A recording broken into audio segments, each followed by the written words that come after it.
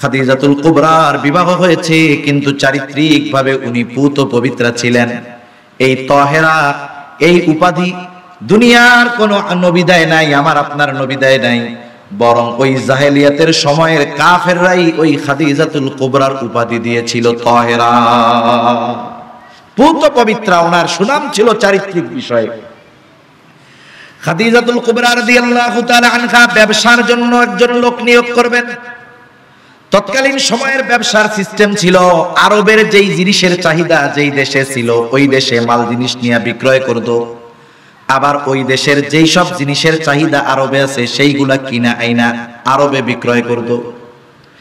কাকে দায়িত্ব দেওয়া যায়, উনি একজন বিশ্বস্ত মানুষ খুঁজতেছিলেন। ইতিমধ্যে মুহাম্মাদুর রাসূলুল্লাহর কথা খাদিজাতুল কুবরার কানে গেল। আবু তালেবের কাছেও তিনি বললেন। আবু তালেব নবীজিকে প্রস্তাব দিলেন, নবীজিও রাজি হয়ে গেল। এইবার নবীজি খাদিজাতুল কুবরার ব্যবসার মাল নিয়ে ব্যবসার উদ্দেশ্যে রওনা হয়ে গেলেন। খাদিজা তার একজন বিশ্বস্ত গোলাম ছিল, তার নাম ছিল মায়সারা। তাকে বলা হইতো খাদিজার চোখ। তার মানে খাদিজা তাকে এতটা বিশ্বাস করতেন যে তার নামই হয়ে গেছে খাদিজার চোখ। ওই মায়সারাকে খাদিজাতুল কুবরা রাদিয়াল্লাহু তাআলা আনহা আমার আপনার নবীর সাথে দিয়ে দিলেন। বললেন, খেয়াল রাখবা, সবকিছু আসার পরে আমার কাছে সব ঘটনা বলবা। নবীজি লম্বা সফর শেষ করলেন। এর মধ্যে কিছু অলৌকিক ঘটনা নবীজির সাথে ঘটলো। সে দেখতো নবীজি একটা গাছের ছায়ায় শুয়ে আছেন। স্বাভাবিক সূর্য যখন পরিবর্তন হয়, সরে যায়, ছায়ার দিকটাও সরে যায়। এইবার নবীজি ছিলেন ছায়ায়, কিন্তু দেখা যাইতো গাছ সরে গেছে।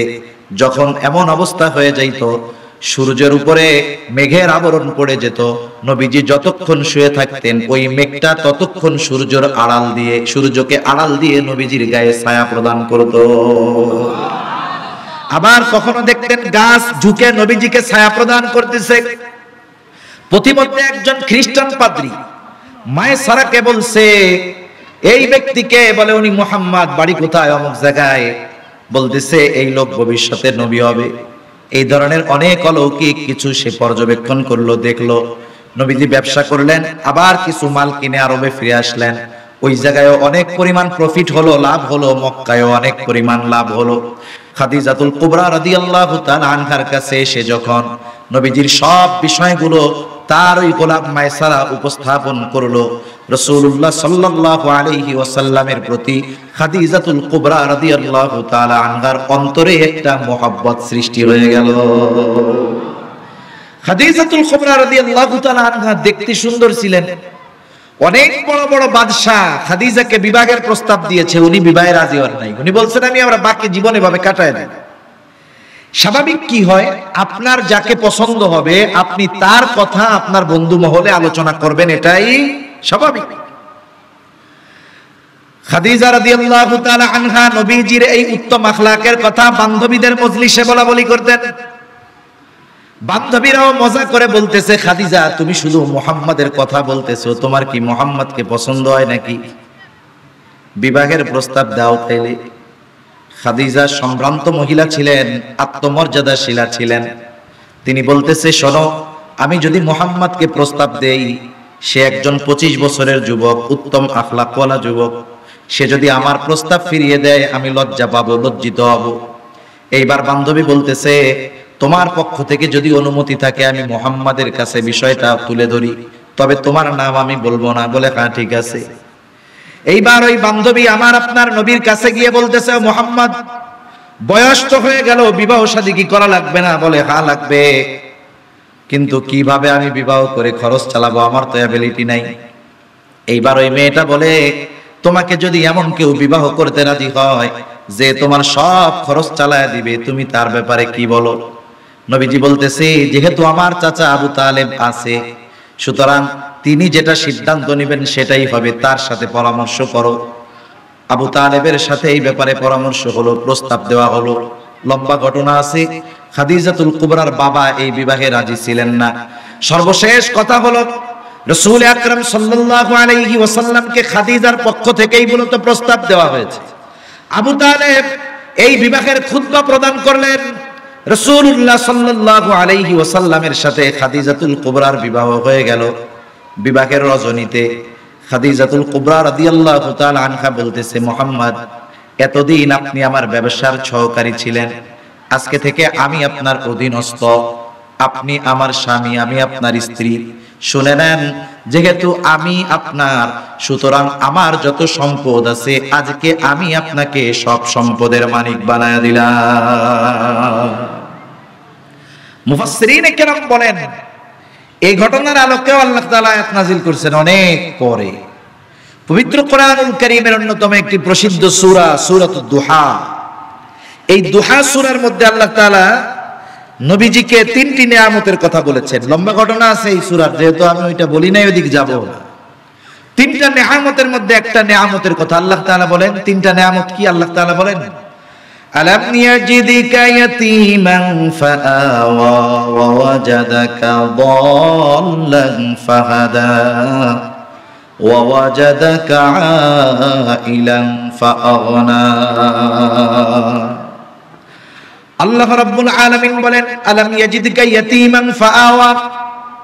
যেহেতু নবীজির ব্যাপারে কথা আসলো, কথাটা একটু লম্বা হলেও বলে দেই। আল্লাহ তাআলা বলেন, ও হাবিব, আপনাকে কি আমি ইয়াতীম অবস্থায় পাই নাই?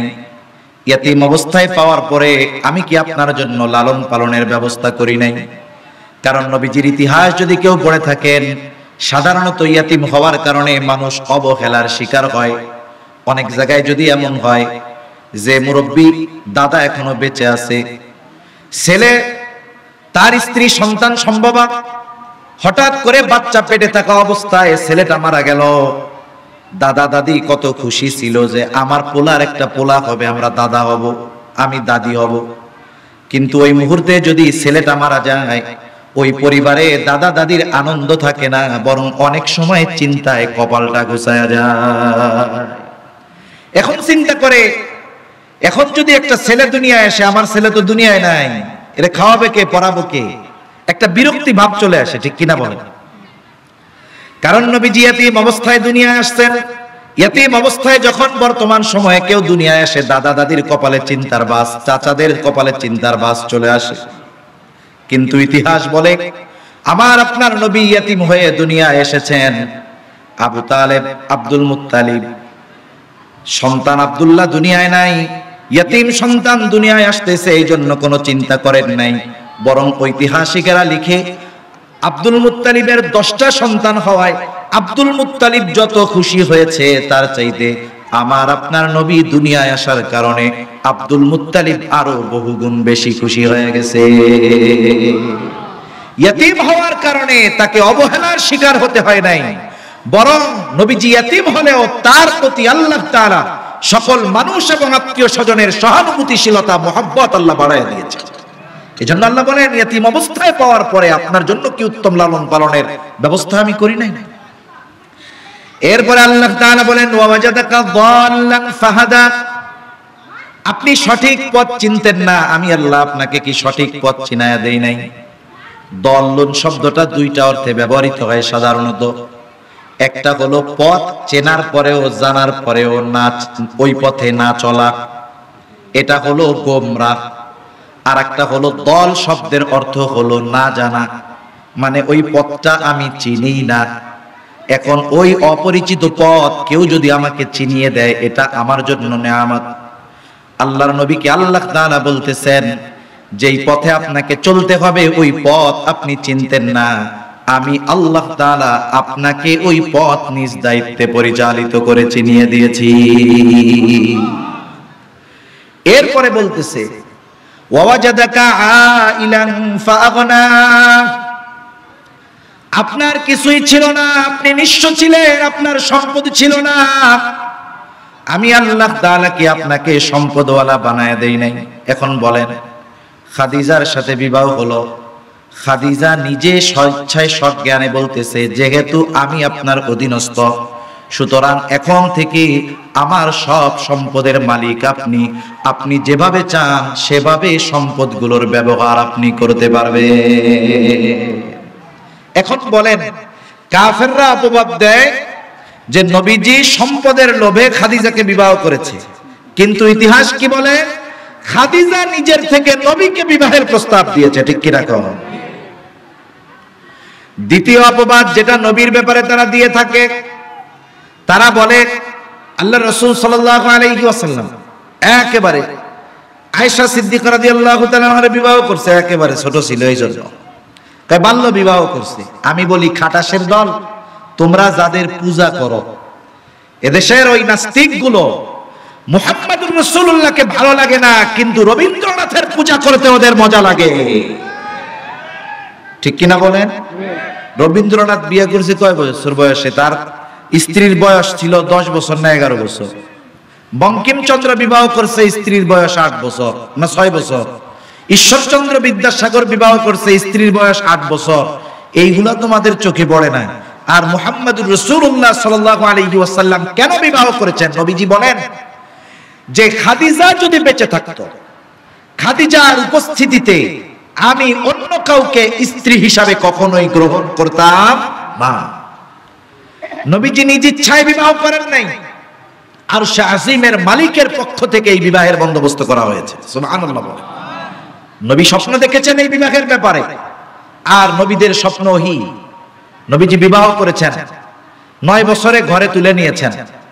একটা মেয়ে সাবালিকা হয় 9 বছর বয়সে। সাবালিকা কখন হয়? বলে সে যখন থেকে তার একটা বিশেষ বিষয় শুরু হয়, সন্তান ধারণে সক্ষম হয়, ওই সময় একজন সাবালিকা হয়ে যায়। সন্তান ধারণের ক্ষমতা মেয়েদের সাধারণত 9 বছর বয়স হয়, কারো ক্ষেত্রে কম বেশি হতে পারে। এখন বলেন তো, একটা মেয়ে যখন প্রাপ্ত বয়স্কা হয়, তার জন্য শরীয়তের কিছু মাসলা মাসাইল আছে না নাই? সে যখন নাবালিকা ছিল, মুকাল্লিফ বিশরঈ ছিল না, তার উপরে শরীয়তের বিধিনিষেধ ছিল না, কিন্তু যখনই সে প্রাপ্তবয়স্ক হবে, তার শরীয়তের কিছু বিষয় তার ব্যাপারে আছে। এখন বলেন তো, শরীয়তের এই বিষয়গুলো আমার মা বোনদের, ওই সংক্রান্ত মাসআলাগুলো সকল মা বোনদের জানার দরকার আছে না নাই? কেমনে ভাবে পবিত্রতা অর্জন করতে হবে, কি করলে কি হবে, এই সময় সে নামাজ পড়তে পারবে কি পারবে না, এই সময় স্বামীর সাথে কেমন আচরণ করতে পারবে, এই সময় সে রোজা রাখতে কি পারবে কি পারবে না, এই সময় সে কি করতে পারবে কি করতে পারবে না, এগুলো সব অভ্যন্তরীণ বিষয়, ঠিক কিনা বলেন?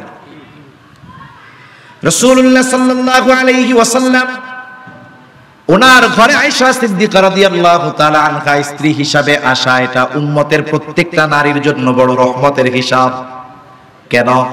আয়েশা সিদ্দিকা রাদিয়াল্লাহু তাআলা আনহা নবীজির ঘরে আসার কারণে মহিলাদের ওই সংক্রান্ত যত ধরনের মাসলা মাসাইল আছে, সব মাসলা মাসাইল গুলো দুনিয়ার নারীরা জানতে পেরেছে।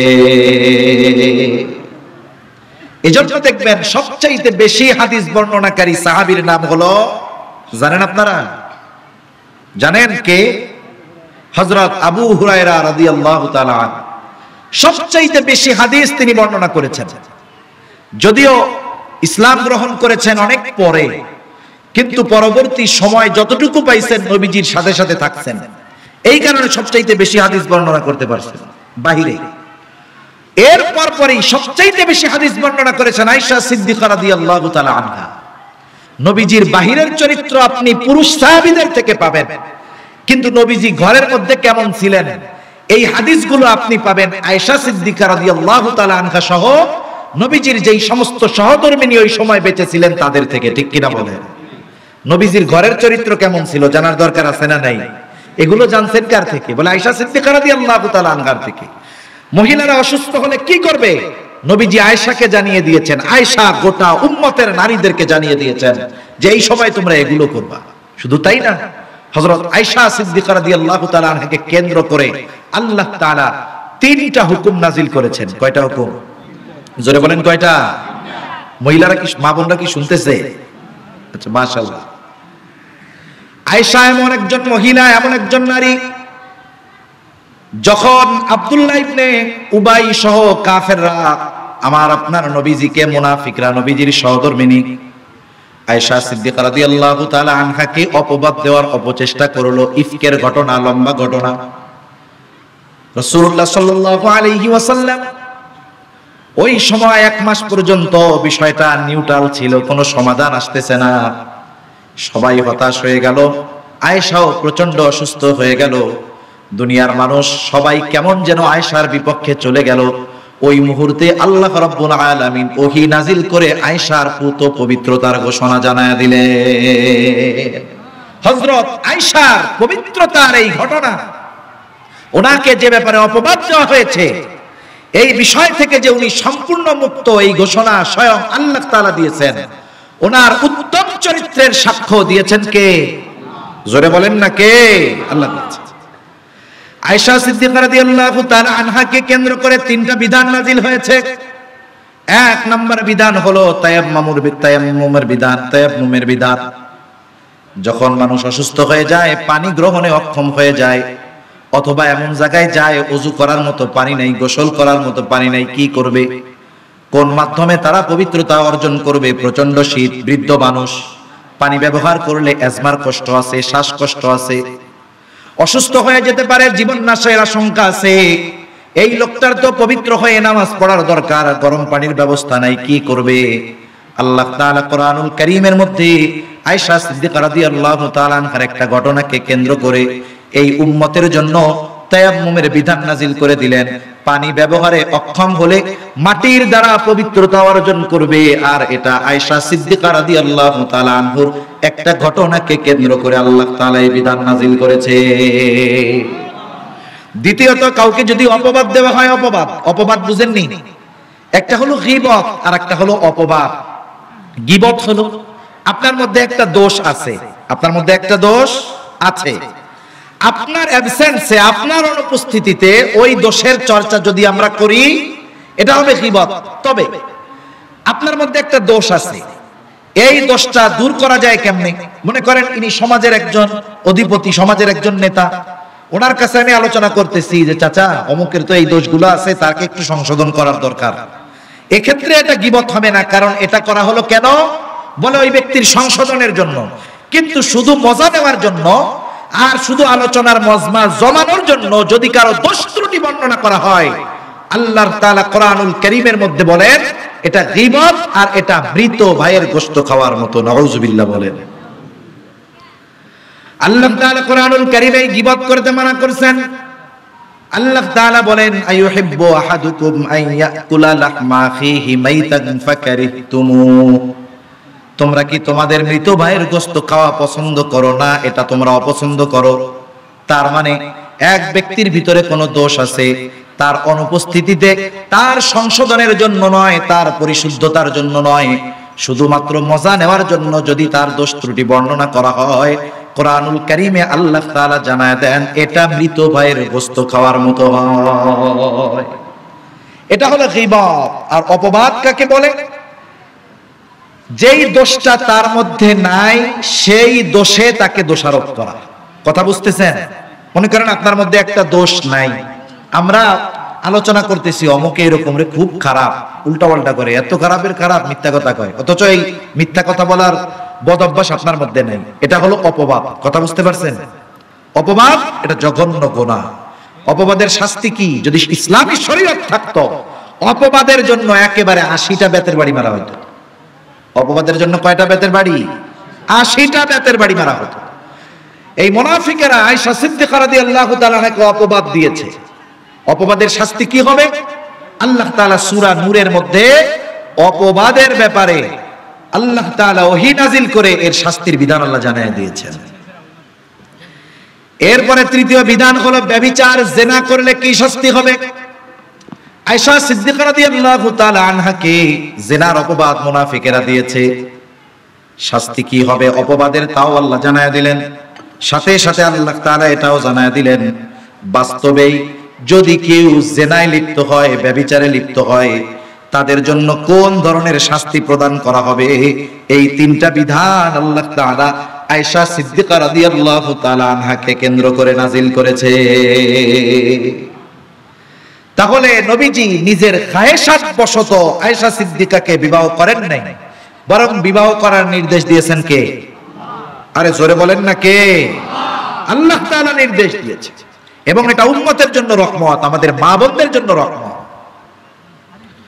3 নম্বর আর একটা অপবাদ দেয়, তারা বলে মুহাম্মদ তার পালক পুত্র যায়েদের স্ত্রী যাকে ছেড়ে দেওয়ার পরে বিবাহ করেছে, বলে নিজের পোলার বউরে সে বিবাহ করছে, নাউজুবিল্লাহ বলে। জাহেলিয়াতের সময় একটা সিস্টেম ছিল, এটা তাদের নিজেদের বানানো। কারো যদি সন্তান না হতো, কেউ যদি কোনো ছেলেকে মেয়েকে পালন করতো, পালক পুত্র বা পালক মেয়ে, এটাকে তারা তাদের ঔরসজাত সন্তানের মতোই মনে করত।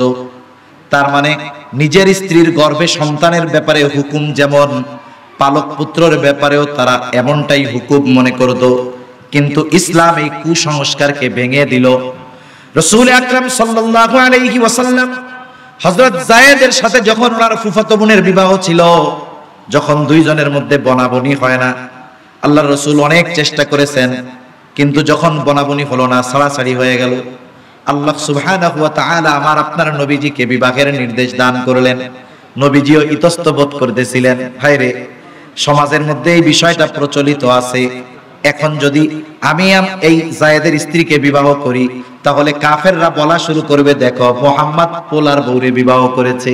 কথা বুঝতে পারছেন? অপবাদ দিয়ে বেড়াবে।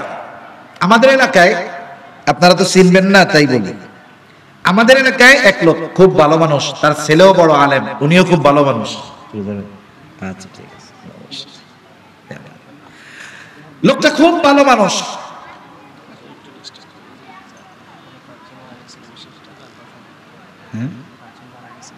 আচ্ছা আচ্ছা ঠিক আছে। তা লোকটা খুব ভালো মানুষ। এখন ওনার চাচা আর উনি সেম বয়সী, কাছাকাছি, বয়সটা অনেক ডিস্টেন্স না। ঘটনাক্রমে ওই লোকের চাচা মারা গেছে। কে মারা গেছে? শরীয়ত কি বলে জানেন? আপনার চাচির সাথেও আপনি দেখা দিতে পারবেন না। আপনারা দেখা দেন, সেটা আপনাদের ব্যাপার, গুনাহ হয়। কিন্তু শরীয়তের আইন কি? চাচির সাথে পর্দা করতে হবে, মামির সাথেও পর্দা করতে হবে। এখন ওই লোকের চাচা মারা গেছে। এখন ওই মহিলা ইদ্যতকালীন সময় পার হয়ে গেছে। ইনি চিন্তা করছেন, যেহেতু আমাদের ফ্যামিলিতে এতদিন থাকছে, চাচা মারা যাওয়ার পরে চাচি ইদ্যতকালীন সময় পালন যখন করছে, ওই চাচি যিনি আগে চাচি ছিলেন, তার সাথে এই বাতিজা যে ছিল, তার বিবাহ এটা সম্পূর্ণ হালাল। সম্পূর্ণ কি বলেন? হালাল। কিন্তু বলেন তো, আপনাদের সমাজে এরকম যদি কেউ করে, চাচা মারা গেছে, চাচার বউরে যদি কেউ বিবাহ করে, আপনারা তো সমাজ থেকে তারা বের করে দেবেন, ঠিক কিনা বলেন? সে কি হারাম কাজ করছে? পাপের কাজ করছে? তাহলে এই কাজটা যদি সমাজে জারি থাকতো, মানে অ্যাভেলেবেল হইতো, তাইলে এটাকে আপনারা স্বাভাবিক মনে করতেন, ঠিক কিনা বলেন? এটাকে আপনারা খারাপ কেন দেখেন? এই সমাজে এরকম হয় না। করবে কে? যদি কেউ করতে চায়, তারা তো আপনার 14 গোষ্ঠী উদ্ধার করে দেবে। হালাল না হারাম ওইটা দেখবেন, আগলে সমাজে যায় নাকি, এটা কি সমাজে চলে? তা ওই আল্লাহর বান্দা হিম্মত করে বিবাহ করছে ওই মহিলারে। গ্রামের মানুষ কত অপবাদ, কত কিছু, লাস্টে ওলামায়ে কেরাম এক হয়ে গ্রামের মানুষকে বোঝানো লাগছে। এরপরে বিষয়টা স্বাভাবিক হয়েছে। আল্লাহ তাআলা ওই ঘরে তাদেরকে সন্তান দান করছে, বড় আলেম হয়েছে আলহামদুলিল্লাহ। এবং লোকটাও খুব ভালো, আজি সাহেব মানুষ, মারা গেছে কিছুদিন আগে। আল্লাহ ওনারে জান্নাত নসিব করুক। তাহলে একটা সমাজ পরিবর্তনে উনি কতটা ত্যাগ স্বীকার করেছে, ওই সমাজের মানুষ ওনাকে কত ঘৃণা করেছে। একটা সময় স্বাভাবিক হয়েছে ঠিক, কিন্তু এর আগের অবস্থাটা ওনার কি ছিল? নবীজিকে যখন বিবাহের নির্দেশ দেওয়া হলো, চিন্তা করতেছে নবীজিও যে এই সমাজে তো এটা চলে না, একেবারে নিজের ছেলের মতো মনে করে পালক পুত্রকে, এখন যদি বিবাহ করি অবস্থা কি হয়ে যাবে? আল্লাহ তাআলা আদেশ নাজিল করে দিচ্ছেন, বিবাহ আপনি করবেন। নবীজি আল্লাহ তাআলার নির্দেশে বিবাহ করেছেন। এর দ্বারা কি হলো? একটা কুসংস্কারের কবর রচনা হয়ে গেল। একটা কুপ্রথা সমাজে ছিল যে পালক পুত্র এটা ঔরসজাত সন্তানের মতো, এটা যে একটা কুপ্রথা ছিল, এটাকে সম্পূর্ণরূপে নিশ্চিহ্ন করে দেওয়া হলো। এই জন্য নবীজি সাল্লাল্লাহু আলাইহি ওয়াসাল্লাম আল্লাহ তাআলার নির্দেশে এই কুপ্রথা, কুসংস্কারকে কবর রচনার জন্যই আল্লাহ তাআলার নির্দেশে নবীজি বিবাহ করেছে। বাকি যত বিবাহ নবীজি করেছে, একমাত্র আয়েশা সিদ্দিকা রাদিয়াল্লাহু তাআলা আনহা ছাড়া বাকি সবাই বিবাহিত ছিলেন। একাধিক বিবাহ কারো কারো ছিল। আল্লাহ তাআলার নির্দেশে, ইসলামের স্বার্থে নবীজি সাল্লাল্লাহু আলাইহি ওয়াসাল্লাম প্রত্যেকটা বিবাহ করেছেন, নিজের চাহিদার জন্য নয়। নবী যদি চাইতেন নিজের যৌন চাহিদা মেটাবেন, সম্পদের পাহাড় করবেন, কাফেররা যখন নবীজিকে দাওয়াত থেকে থামাতে পারে না। কাফেররা দলবদ্ধ হয়ে উতবা ইবনে রাবিয়াকে নবীজির কাছে পাঠায় দিয়েছে। একদিন মক্কায় বাইতুল্লাহর সামনে নবীজি আছেন, কাফেররা আরেক পাশে। কাফেররা পরামর্শ করতেছে, উতবা তুমি তো খুব ভালো কথা বলতে পারো, মানে বাকপটু চতুর লোক, তা তুমি একটু মুহাম্মাদরে গিয়া পাম্পট্টি মারো, কোন লোভ প্রলোভন দিয়ে তার কাজ বন্ধ করা যায় কিনা তুমি একটু যাও। উতবা ইবনে রাবিয়া নবীজির কাছে গেছে, গিয়ে বলতেছে, ভাতিজা মুহাম্মদ তোমার কি হয়েছে তুমি আমাদেরকে একটু বলো। তোমাকে যদি কেউ জাদু করে থাকে, তোমাকে যদি জিন ধরে থাকে বলো, টাকা পয়সার অভাব হলে আমরা সাদা কালেকশন করে তোমার চিকিৎসা করব। অথবা তুমি যদি নেতৃত্ব চাও তুমি বলো, আমরা তোমাকে আমাদের নেতা বানায় দিব। অথচ তুমি যদি কোনো সুন্দরী স্ত্রী চাও, আমাদের প্রত্যেকের দরজা তোমার জন্য খোলা থাকলো, তোমার যার কন্যা খুশি তুমি তাকে নিয়ে সংসার করো, কোনো অসুবিধা নেই, কি চাও তুমি। উতবা ইবনে রাবিয়া কত বড় প্রস্তাব নবীজিকে দিয়েছে, চিন্তা করছে মুহাম্মদ কায়েত হয়ে যাবে। যখন এই প্রস্তাব নবীজিকে দেওয়া হলো, নবীজি কিছুই বলেন নাই। পবিত্র কোরআনুল কারীমের মধ্যে একটা সূরা আছে, ওই সূরাটা নবীজি তিলাওয়াত শুরু করে দিলেন। নবীজি দীর্ঘ এক রুকুর চাইতেও বেশি, এক রুকু পরিমাণ তিলাওয়াত করলেন। উতবা ইবনে রাবিয়ার মধ্যে ওই কোরআনের তিলাওয়াত শুনে এমন একটা অবস্থা কাজ করলো, সে কাফেরদের মজলিসে না গিয়া সরাসরি বাড়ি চলে গেছে। 2-3 দিন কাফেরদের সাথে দেখাও করে না, দরজা আটকায় রাখে। কয়েকদিন পর কাফেররা সবাই মিলে উতবা ইবনে রাবিয়ার বাড়িতে চলে গেছে। উতবা ইবনে রাবিয়াকে বলতেছে, উতবা ইবনে রাবিয়া কি খবর, তোমারে পাঠাইলাম মুহাম্মাদের কাছে, নাকি তুমি যাইয়া তার ধর্ম গ্রহণ কইরা বসছো। উতবা ইবনে রাবিয়া বলে, আল্লাহর কসম আমার চাইতে বাকপটু ব্যক্তি এই আরবের মধ্যে একজনও নাই। আমি মুহাম্মদকে সবচাইতে বড় বড় জিনিসের প্রলোভন দিয়েছি, সে আমার কথায় বিন্দু পরিমাণ নত হয় নাই, বরং সে এমন কিছু তিলাওয়াত করে আমাকে শুনিয়েছে, আমার মনে হয় কোনো সন্দেহ নাই যে মুহাম্মদ আল্লাহর প্রেরিত রাসূল। কাফেররা কয় খাইছে মুহাম্মাদের জাদু, উতবারেও কাজ করে দিয়েছে। তাহলে মূল কথা আমি যেটা বলতে চাচ্ছিলাম, 2টা পয়েন্ট গেল। একটা হলো নবীজির চরিত্র নবুয়তির আগেও ছিল পুত পবিত্র, ঠিক কিনা বলেন।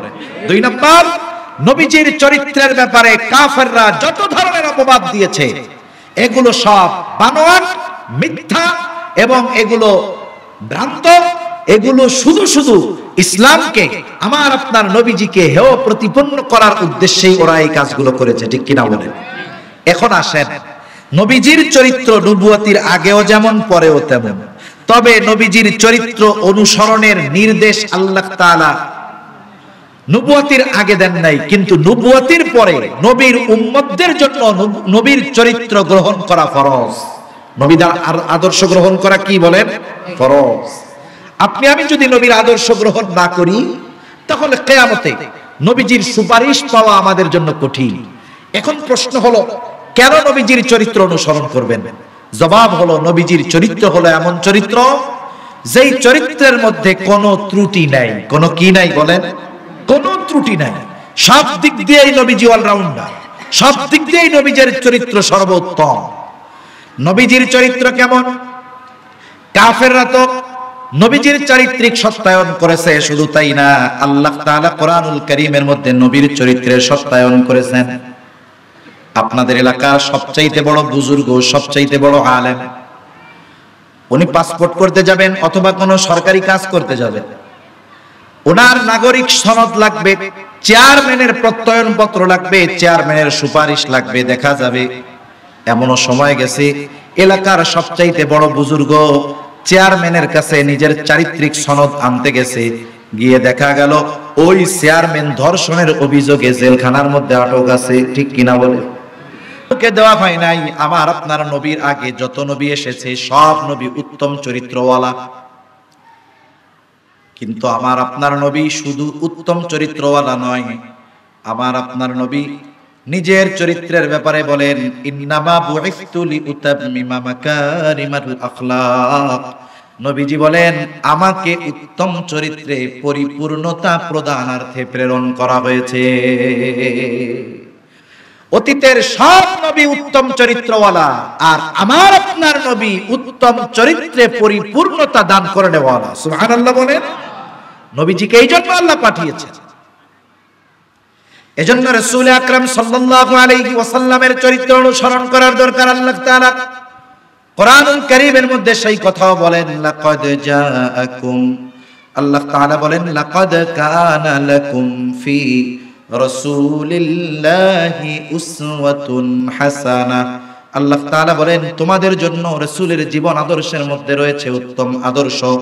তার মানে যে রাসূলের আদর্শ অনুসরণ করবে সে উত্তম আদর্শের অধিকারী হয়ে যাবে, সে উত্তম আখলাকের অধিকারী হয়ে যাবে। এখন নবীর যদি আদর্শ আমরা অনুসরণ করি, লাভ শুধু দুনিয়ায় না, আখিরাতেও লাভ আছে। আবু হুরায়রা রাদিয়াল্লাহু তাআলা আনহু থেকে বর্ণিত হাদিস, নবীজিকে জিজ্ঞাসা করা হলো, ইয়া রাসূলুল্লাহ, মিজানের মধ্যে সবচাইতে ওজন হবে কোন আমল?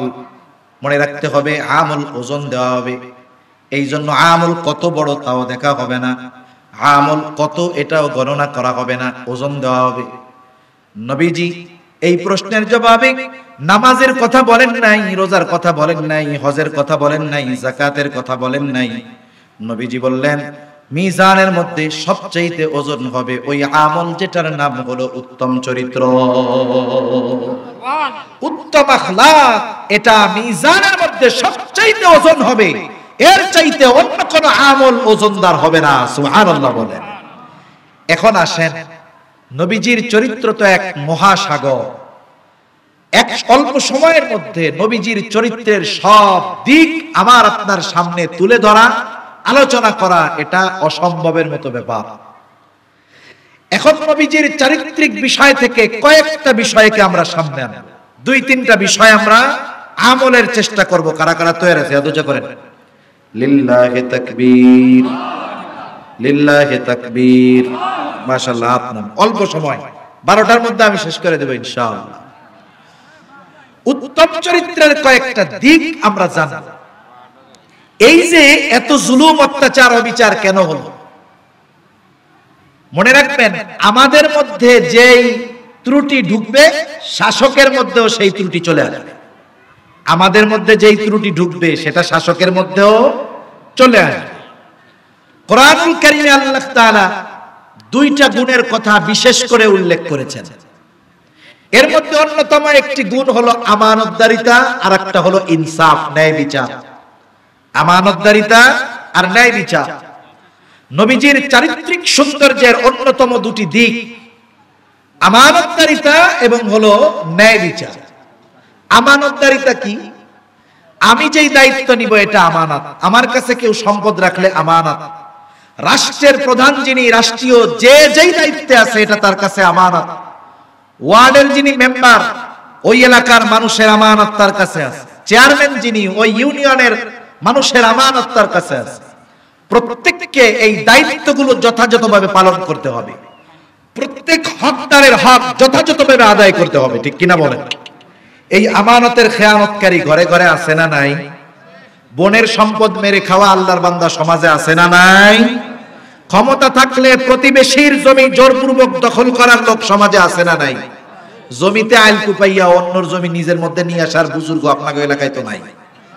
আছে? আপনি এই ধরনের কাজ করেন, আবার কোন আল্লাহ ওইটা মরে না কে, যায় না কে, কি জুলুম করো আমাকে।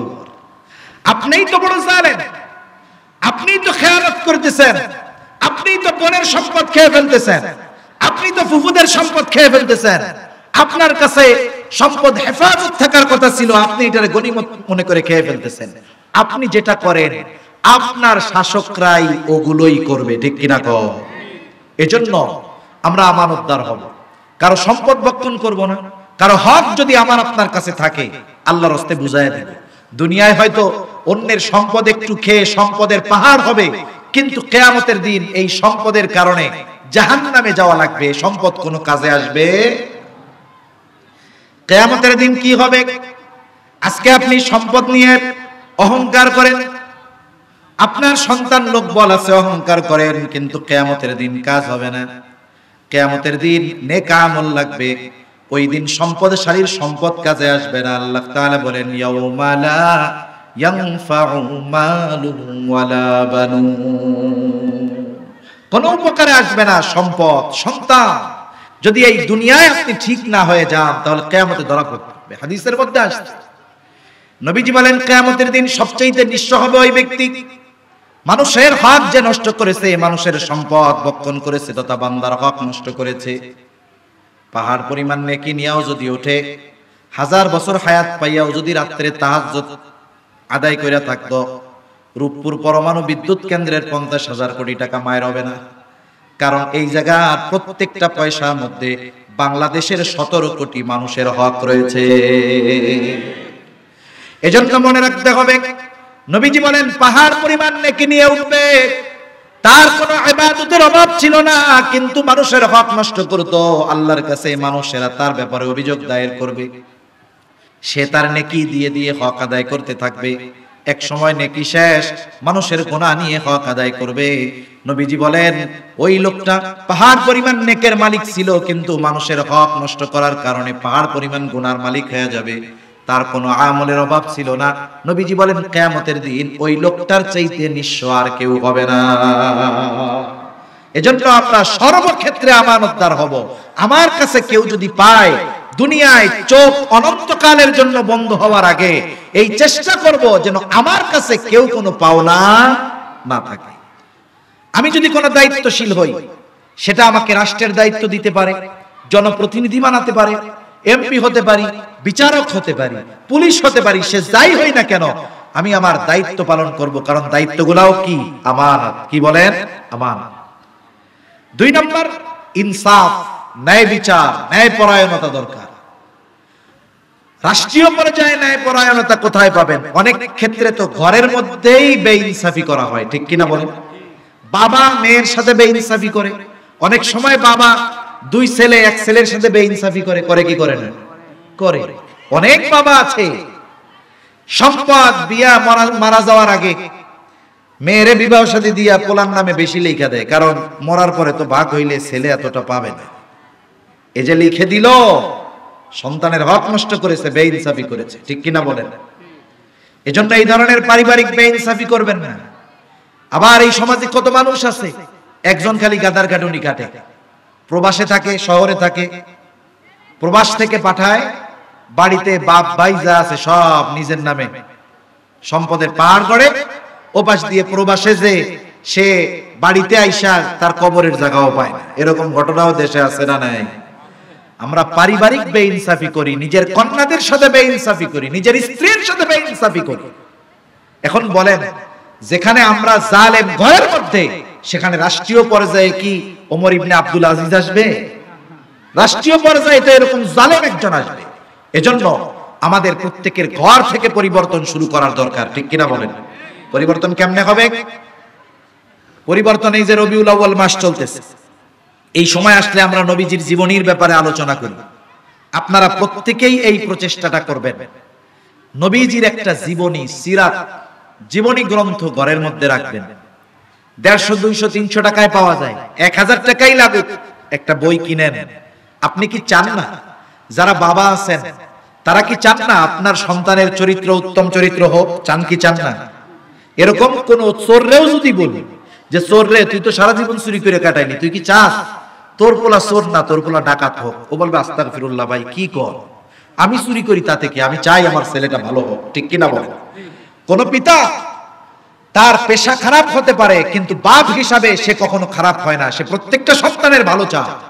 মা সন্তানের ভালো চায়, মা যত খারাপ হোক চায় আমার সন্তানগুলো ভালো হোক, আমার মেয়েটা ভালো হোক, আমার ছেলেটা ভালো হোক, এটা প্রত্যেকেই চায়। এজন্য আপনি যদি চান আপনার সন্তান নববী চরিত্রে গড়ে উঠবে, তাহলে আপনার সন্তানকে নবীর চরিত্র কেমন ছিল পড়াতে হবে। অনেক বই পাওয়া যায় বাজারে, ছোটদের মহানবী, নবীজির কি গুণ ছিল আমরা এক সময় স্কুলে পড়েছি, নবীজির গুণগুলার কথা আমরা পড়তাম। বাংলা বইয়ের মধ্যে নবীজির ছোট ছোট ঘটনা দেওয়া থাকতো, ওখান থেকে বাচ্চারা শিখতো। কিন্তু আফসোস, আমাদের শিক্ষা ব্যবস্থাকেও তো মোটামুটি কবর দিয়ে গেছে ওরা, মোটামুটি কবর তো দিয়ে গেছে। এখন যদি কোনো মতে লাইফ সাপোর্টে দিয়ে বাঁচানো যায়, চেষ্টা চলতেছে আর কি। যেহেতু প্রতিষ্ঠান থেকে আমার সন্তানের আখলাক শিখতে পারতেছে না, আমাদের ঘর থেকে শেখানোর দরকার। ছোটদের মহানবী পড়েন, আপনি নিজে পড়ে তাকে শোনান।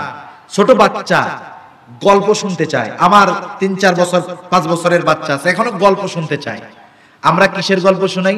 আমরা শোনাই যে এরকম একটা হালুম ছিল, হালুমের 4টা হাত পাও ছিল, হাট্টিমা টিম ছিল, মাঠের মধ্যে ডিম পাড়তো। এই ফালতু বানোয়াট মিথ্যা এইগুলো ওদেরকে শিখায় কোনো লাভ আছে?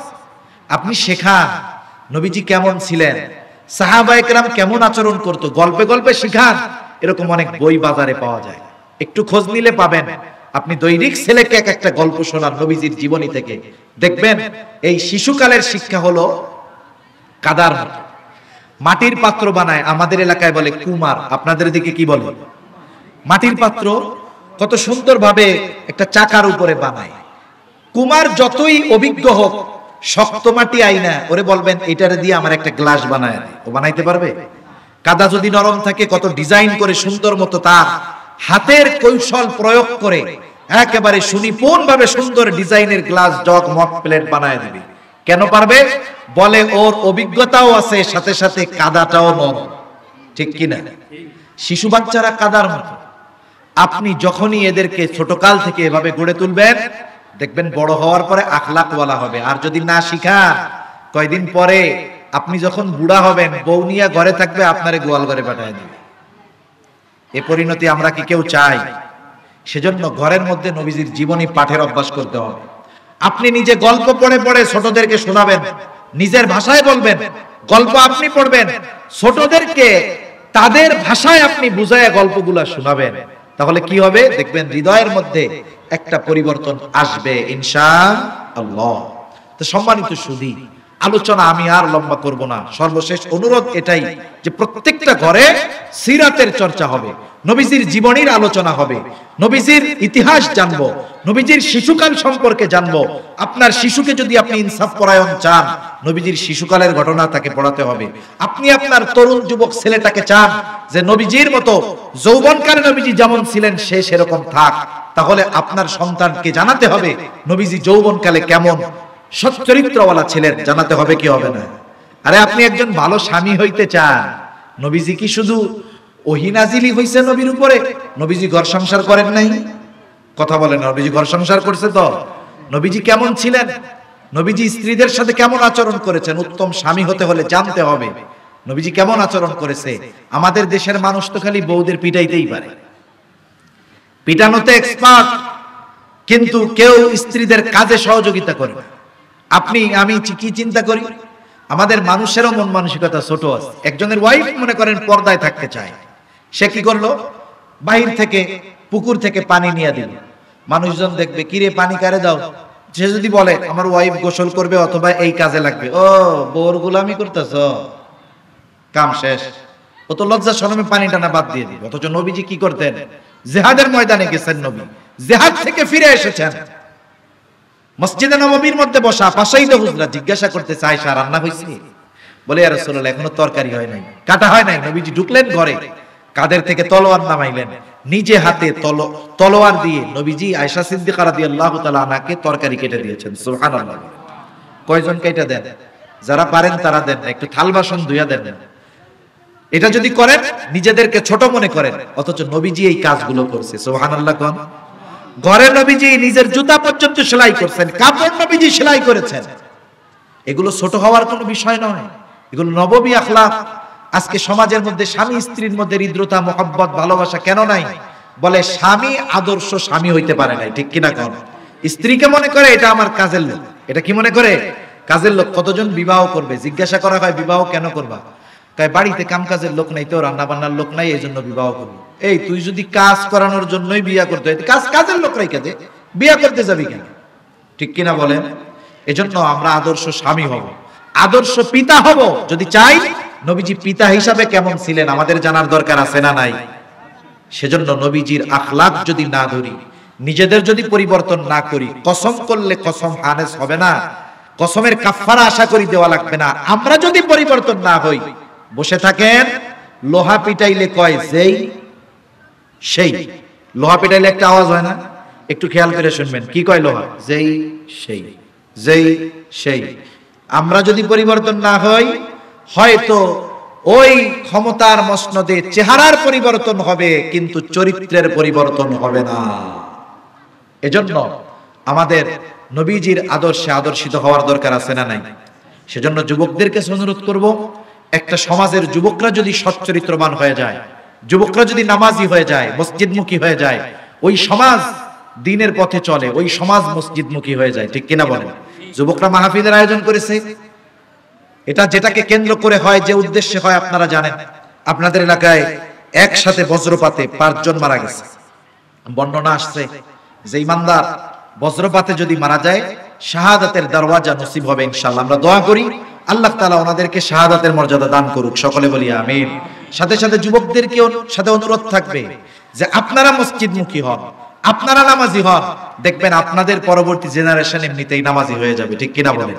আবার মসজিদে অনেক সময় আমরা ছোটরা গেলে একটু রাগ হই, একেবারে যেটা প্রস্রাব পায়খানা করে এটা নেওয়ার দরকার নেই, কিন্তু যেটা একটু ভালো মন্দ বোঝে, 3, 4, 5 বছর বয়স, একে নেওয়া শুরু করেন। কারণ হাদিসের মধ্যে আসছে 7 বছরে নামাজের আদেশ, 10 বছরে নামাজ না পড়লে প্রহার করতে হবে। এখন 7 বছরে যদি আদেশ করতে হয়, আপনি যেই কাজের আদেশ করবেন এটা আগের থেকে তাকে শেখানোর দরকার আছে না নাই? তাইলে 5-6 বছর থেকেই তাকে কমপক্ষে শেখাইতে হবে।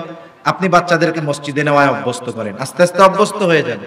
প্রথম একটু দৌড়াদৌড়ি করবে, চিল্লাচিল্লি হয়তো করবে, একটু সবরের সাথে থাকেন, দেখা যাবে এই বাচ্চাগুলো মসজিদকে নিরাপদ জায়গা মনে করবে, মসজিদে মুসল্লি ভরপুর হয়ে যাবে। যুবকরা উদ্যোগ নেন, এলাকার মুসল্লিরা উদ্যোগ নেন যে এখনই দিয়ে দিবেন। আচ্ছা ঠিক আছে, নিয়ে আসেন। আপনারা সন্তানদেরকে মসজিদে নেন, ওরা একটু চিল্লাচিল্লি করবে, এটা স্বাভাবিক বিষয়। ছোট বাচ্চা চিল্লাচিল্লি করুক, সমস্যা কি? কিন্তু ও যদি মসজিদকে নিজের নিরাপদ জায়গা মনে করে তাহলে এটা তার জন্য পজিটিভ দিক। 7 বছর বয়সে নামাজের আদেশ দেওয়া লাগবে না, 7 বছরে ও প্রকৃত নামাজি হয়ে যাবে। ঠিক কিনা বলেন? কত এলাকা দেখি মাহফিলে অনেক মানুষ, আফসোস লাগে ওই মাহফিলের পাশেই এশার নামাজে এক কাতার লোক হয় না। আপনারা দেখছেন কি দেখেন নাই বলেন? এগুলো আফসোসের বিষয় না? এক ওয়াক্তের নামাজ আর সারা পৃথিবীর সব মাহফিল যদি এক পাল্লায় রাখা হয়, নিঃসন্দেহে নামাজের পাল্লা ভারী হবে, কোনো সন্দেহ নাই। আর নামাজবিহীন উত্তম চরিত্র সংগঠিত হতে পারে না। মানুষ বেনামাজি আর সে পরিপূর্ণ উত্তম চরিত্রের অধিকারী হবে, এটা কশ্চিনকালে হতে পারে না। এজন্য যুবক ভাইরা আপনারা চেষ্টা করবেন, যেভাবে সুন্দরভাবে উদ্যোগ নিয়ে অল্প সময়ের মধ্যে সুন্দর একটা আয়োজন করতে পেরেছেন, আপনারা যদি চেষ্টা করেন আর মুরব্বী বাবারা যদি একটু সহযোগিতা করেন, দেখবেন ইনশাআল্লাহ আপনাদের এই গ্রাম থেকে হয়তো সিরাজগঞ্জের পরিবর্তন শুরু হতে পারে ইনশাআল্লাহ। আরেকটা বিষয়, আমরা মানুষের হক নষ্ট করব না। আমার ক্ষমতা আছে, আমি আমার ক্ষমতাকে অবৈধভাবে মানুষের উপরে প্রয়োগ করব না। চিন্তা করে দেখবেন এই পৃথিবী থেকে বড় বড় জালেম যারা ছিল এদের পতন হয়েছে, ইতিহাস সাক্ষী। এ পতন তাদেরকে পুনরায় উঠে দাঁড়াবার পথ রুদ্ধ করে দিয়েছে। এজন্য আল্লাহ তাআলা আপনাকে শক্তি দিয়ে, সামর্থ্য দিয়ে, ক্ষমতা দিয়ে আল্লাহ হয়তো পরীক্ষা করতেছে যে আপনি আপনার চাইতে দুর্বলের উপরে জুলুম করেন কিনা। এজন্য আপনাদের কাছে অনুরোধ, আপনারা কখনো জালেম হবেন না, সেটা নিজের পরিবারের লোকের উপরে হোক, সমাজের লোকের উপরে হোক। মনে রাখবেন, কয়েক শ্রেণীর মানুষের দোয়া আল্লাহ ফিরাইয়া দেন না। নবীজি বলেন, ইত্তাকি দাওয়াতাল মাজলুম, তোমরা মাজলুমের বদদোয়াকে ভয় করো। আল্লাহ রাসূল বলেন, তার আর তা আল্লাহর মাঝে কোনো পর্দা থাকে না, সে দোয়া করার সাথে সাথে আল্লাহ তাআলা তার দোয়া কবুল করে নেয়। এজন্য আমরা আমাদের চেয়ে যারা দুর্বল সামাজিকভাবে, অর্থনৈতিকভাবে, তাদের প্রতি সহানুভূতিশীল হব। মনে রাখবেন, জালেম কিয়ামতের দিন তার জুলুমের হিসাব তো হবে। আপনি অন্যায়ভাবে একজনকে কষ্ট দিবেন। এই যে সম্প্রতি সময় আমরা দেখলাম, যখন ইন্টারনেট বন্ধ ছিল, ওই সময়টাতে কত নৃশংস ঘটনা ঘটছে, হৃদয় বিদারক দেখি নাই আমরা। আমি রক্ত তেমন দেখতে পারি না, একটা ঘটনা দেখলাম, লাশ মেরে মেরে ভ্যানের উপরে স্তূপ করছে। এরপরে অনেক সময় দেখেন না, ওই যে বস্তা টস্তা গাড়ির উপরে এরকম নিক্ষেপ করে মারে, তারা ধরে লাশটাকে এইভাবে নিক্ষেপ করে, কেমন জানি ময়লার ভাগাড়ের ময়লা ওখানে ফেলতেছে, ওগুলার নিয়ে ময়লার মধ্যে ফালাই দিয়েছে। হায় হায়, ইসলাম কি বলে জানেন? ইসলাম আমার আপনার জন্য গরু হালাল করছে, মুরগি হালাল করছে, খাসি হালাল করছে। বিসমিল্লাহ বলে আল্লাহর নামে জবাই দিয়ে খাচ্ছেন, কোনো অসুবিধা নাই। কিন্তু হাদিসের মধ্যে আসছে, নবীজি বলেন, কিয়ামতের দিন দুনিয়ায় যদি কেউ একটা চড়ুই পাখিকে অন্যায় ভাবে মারে, চড়ুই পাখি বিনা কারণে মারছে, কোনো কারণ ছাড়া, আল্লাহর নবী বলেন কিয়ামতের দিন ওই পাখিটা রক্তাক্ত অবস্থায় আল্লাহর সামনে দাঁড়িয়ে যাবে, ওই ব্যক্তির বিরুদ্ধে আল্লাহর কাছে অভিযোগ দায়ের করবে, আল্লাহ এই লোকটা কেন আমাকে বিনা কারণে হত্যা করেছিল, আমি এর বিচার চাই। সুবহানাল্লাহ। তাহলে আপনি একটা চড়ুই পাখি বিনা কারণে যদি মারেন, কিয়ামতে হিসাব দেওয়া লাগবে। আর সৃষ্টির শ্রেষ্ঠ জীব আশরাফুল মাখলুকাত মানুষ, আরো যদি সে মুসলমান হয়, আপনি যদি তাকে হত্যা করেন, কষ্ট দেন, কিয়ামতের দিন জবাব দেওয়া লাগবে কি লাগবে না? কোনো সন্দেহ নাই। মনে রাখবেন, যে একজন মানুষকে অন্যায়ভাবে হত্যা করলো, সে কেমন যেন গোটা পৃথিবীর মানুষকে হত্যা করলো। এজন্য মুমিন মুমিন সম্পর্ক ভালো করে না। আল্লাহর নবী বলেন, সিবাবুল মুমিনি ফুসুক ওয়া কিতালুহু কুফর। আপনি একজন মুমিনকে গালি দেন, এটা ফুসুক, ফাসিকি, কবিরা গুনাহ। আর যদি একজনকে হত্যা করে, এটা কুফরির মতো গুনাহ। এজন্য আমার আপনার দ্বারা যেন কোনো মুমিন ভাই কষ্ট না পায়। সাথে সাথে আরেকটা অ্যাডভাইস দিব, সামনে দুর্গাপূজা আসতেছে, জানেন তো আপনারা? মুসলমান না জানলে হয়? মুসলমান না গেলে পূজা হয় নাকি চাচা? হ্যাঁ, মিয়া গোপলাপান না গেলে কি পূজা হয় না? ওই জায়গায় যদি 10 জন মুসলিম থাকে, ওই ধর্মের লোক 90টা থেকে আমাগোড়া লাড্ডু খাইতে যায় আর গোশত খাইতে যায়। এই শুনেন, হালাল জিনিস যদি আল্লাহ ব্যতীত অন্য কারণে নামে উৎসর্গ করা হয়, ওইটা হারাম হয়ে যায়। ওইখানে লাড্ডু দেয়, নাড়ু দেয়, খই দেয়, এটা কি আপনার বাপের নামে আমার বাপের নামে দেয় নাকি? দেয় কার নামে? উৎসর্গ করে কার জন্য? দুর্গা দেবীর জন্য, তাদের বাসায়। আপনি ওইটা খাওয়ার জন্য যান। কতজন চুরি করে খায়, আবার বরকত মনে হয় মনে করে। সেই জন্য এই ধরনের খাবার খাইতে যাবেন না। 2 নাম্বার, অনেকে গিয়া পাঠার গোস্ত, ছাগলের গোস্ত খায়। এ মিয়া, ফতোয়া দিব কি হুজুর, ছাগল কি হালাল না? আরে বেটা, হালাল প্রাণী যদি ইচ্ছা করে আল্লাহর নাম বাদ দিয়ে জবাই দেওয়া হয়, ওটা হারাম হয়ে যায়। আর যেটা দেবীর উৎসর্গে জবাই দেয়, ওরা এক কবে ফালায় দেয়, বলি দেয়, এটার গোস্ত যে হারাম কোনো সন্দেহ নাই। ওইটা যাই ফ্যাট উঁচা করে খায়। আল্লাহ আল্লাহ, কি অবস্থা! এখন আমাদের কাজ কি? আমাদের কাজ হইল, তারা তাদের ধর্মীয় আচার অনুষ্ঠান পালন করবে, এটা তারা করবে, এটা তাদের ধর্মীয় স্বাধীনতা, রাষ্ট্রের নাগরিক হিসাবে এটা তাদের অধিকার আছে। আপনার বাধা দেওয়ার কোনো অধিকার নাই। দ্বিতীয় কথা, তাদের দেবদেবীদের নিয়ে আপনারা কখনো খারাপ মন্তব্য করবেন না, বকা দিবেন না। অনেকে আছে অতিমাত্রায় উৎসাহী হয়ে যায়, তাদের দেবদেবীদের নিয়ে বকা জকা দেয়। আমরা হুজুররা কোনোদিন আপনাদের বলছি যে ওদের দেবদেবীরে বকা দেন? বলছি কোনোদিন? আমরা কোনোদিন বলি না। কিন্তু অতি উৎসাহী কিছু লোক এগুলো করার কারণে আমাদের উপরে দোষ চাপায়, যে এই যে উগ্রবাদী হুজুররা এইসব করার জন্য ওদেরকে এই করছে, দোষ সব আমার। অথচ আমরা আপনাদের বারবার বলি, আল্লাহ কোরআনে বলেছেন, ওয়ালা তাসুব্বুল্লাযীনা ইয়াদউনা মিন দুনিল্লাহ ফায়াসুব্বুল্লাহা আদওয়াম বিগাইরি ইলম। আল্লাহ বলেন, ওয়ালা তাসুব্বুল্লাযীনা ইয়াদউনা মিন দুনিল্লাহ, আল্লাহ ব্যতীত তারা যাদেরকে উপাস্য হিসাবে গ্রহণ করেছে, তোমরা তাদেরকে বকা দিও না। তাহলে তাদের দেবদেবীদেরকে আমরা বকা দিব? আল্লাহ মানা করতেছে। এরপর আল্লাহ কি বলেন? ফায়াসুব্বুল্লাহা আদওয়াম বিগাইরি ইলম। তোমরা যদি বকা দাও তাদের দেবদেবীদেরকে, তারা অজ্ঞাতসারে শত্রুতা বশত তোমাদের সাথে শত্রুতা পোষণ করে, ফায়াসুব্বুল্লাহ, তারা আল্লাহকে বকাঝকা দিবে, গালি দিবে। এজন্য ফেসবুকে মাঝে মধ্যে দেখি কিছু আছে অতিমাত্রায় উৎসাহী, তাদেরকে বকাঝকা দেয়, আর ওরা আল্লাহ নিয়ে, রাসূল নিয়ে, টুপি নিয়ে, দাড়ি নিয়ে একতরফা ভাবে বিষোদ্গার করতে থাকে, বকাঝকা দিতে থাকে। সেজন্য তারা তাদের পূজা অর্চনা করবে, এটা তারা করুক, আমরা তাদেরকে কোনো বাধা প্রদান করব না, কোনো বিশৃঙ্খলা করব না। আমাদের ঈমানের দাবি, আমরা তাদের এই কর্মকাণ্ডে অংশগ্রহণ করব না, তাদের দেবদেবীকে আমরা বকাঝকা দিব না। তারা যদি আমাদের প্রতিবেশী হয়, মনে রাখবেন, প্রতিবেশী হিসাবে তাদের হক আছে। প্রতিবেশী হিসাবে হক কার? আয়েশা সিদ্দিকা রাদিয়াল্লাহু তাআলা আনহা নবীজিকে বলতেছেন, আমার 2 জন প্রতিবেশী, একজন ইহুদি আর একজন মুসলিম। খেয়াল দিয়া শুনেন, মা বোনরাও খেয়াল দিয়া শুনেন, আমার 2 জন প্রতিবেশী, একজন মুসলিম আর একজন ইহুদি। ইয়া রাসূলুল্লাহ, আমি কাকে বেশি অগ্রাধিকার দেব? আমরা সাধারণ কি চিন্তা করি, যে মুসলমান তাকে। নবীজি বললেন না, যে যার দরজা তোমার দরজার বেশি কাছে, তুমি তাকে অগ্রাধিকার দাও। তার মানে একজন প্রতিবেশী যদি আমার বেশি কাছে হয়, প্রতিবেশী হিসাবে তার হকটাও বেশি। এজন্য অমুসলিম প্রতিবেশী হলে তার সাথে আমি সদাচরণ করব, ভালো ব্যবহার আচার আচরণ করব। বাজারে ব্যবসায়িক লেনদেন করেন, কোনো অসুবিধা নাই। সে আপনারটা কিনে আপনি তার কাছ থেকে কিনেন, কোনো অসুবিধা নাই।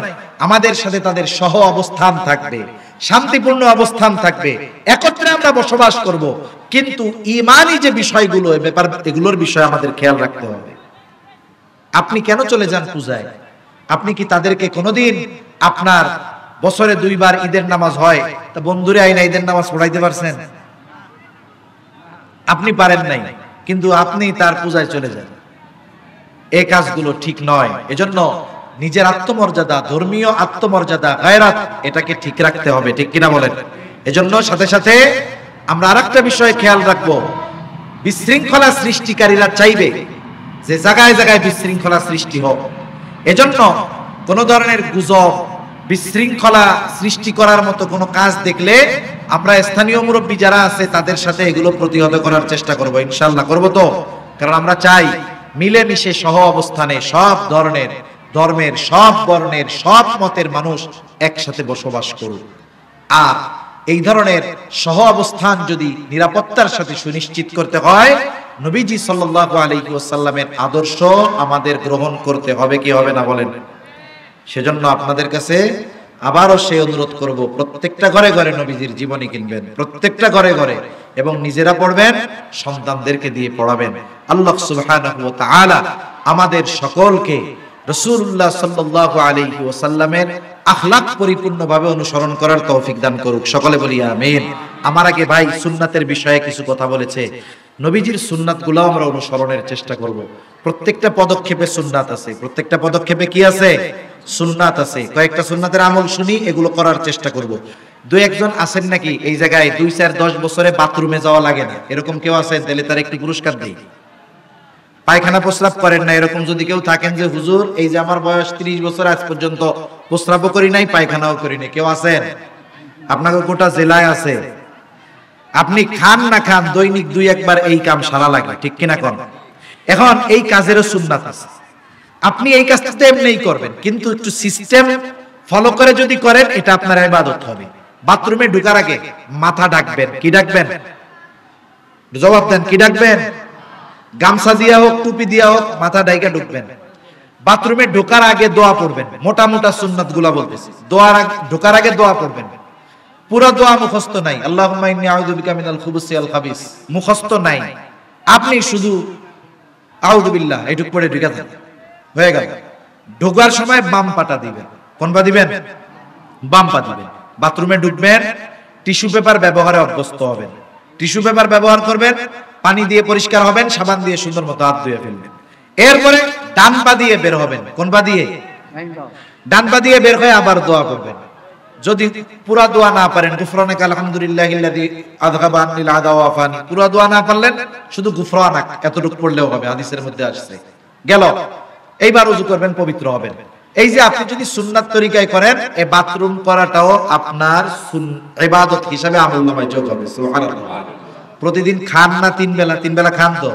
খাই আমরা। খাওয়ার সময় সুন্নত তরিকায় বসার চেষ্টা করব।